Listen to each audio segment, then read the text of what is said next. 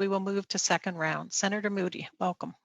Thank you. Thank you, Lieutenant-General Eyre. Thank you for stepping up for your service in this difficult time here in Canada.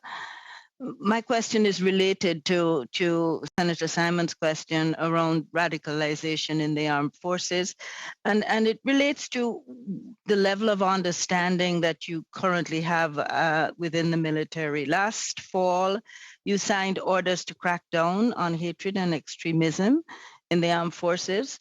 At that time, you warned that discrimination and hatred within the ranks amounts to a direct threat to our ability to fulfill our security and defense missions.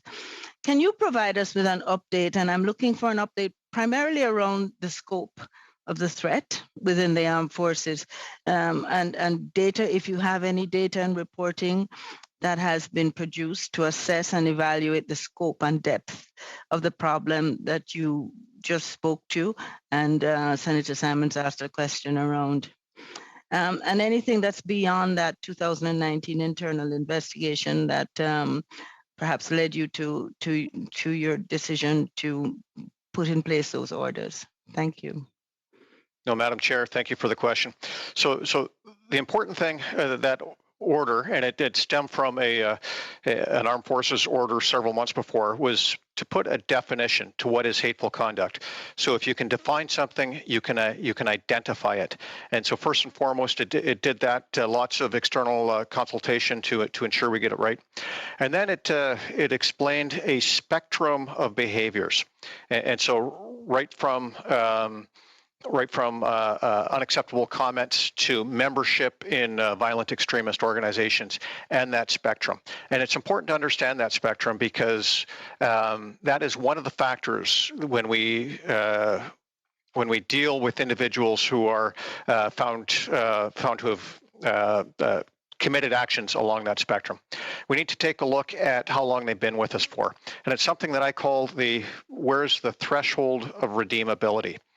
If somebody has just joined our ranks, has spent 18, 20 years living in the rest of society, comes into our ranks and makes a racist or extremist conduct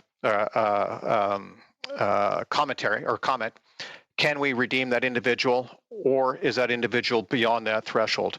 So it's a good decision tool to help with our commanders as they determine what to do with these individuals. Now, there's some actions that are clearly beyond that threshold, membership in these organizations. So that is important as well. But we got to understand that those orders are only the first step, and it's the continuing understanding as the threat evolves, so that we can identify it and continue to take action. The other piece that I'm very keen to continue to pursue is to accelerate the release of individuals who we found have gone beyond that threshold of redeemability, to get them out of the armed forces as quickly as possible, while still following the due process which we are legally obligated to follow. I have a second question, if I could, Madam Chair. Yes, quickly, please. Okay, to change focus, to the immense credit of the armed forces, military intelligence issued early warnings on COVID-19 in January 2020, months before the government began to react. Would you be able to go into greater detail about these warnings, what they included, who they went to, who drafted them, and follow-up processes that once they went to PHAC? Thank you.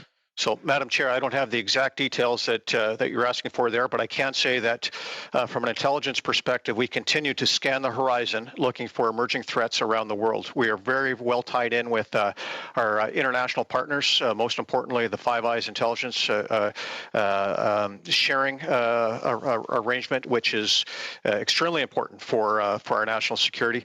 But also, we're well tied in with our partners in other government departments and agencies here in the government. So there's information intelligence that is shared on a frequent basis for that. But the specifics of the sharing of the early warning of the pandemic, I don't have that at this point.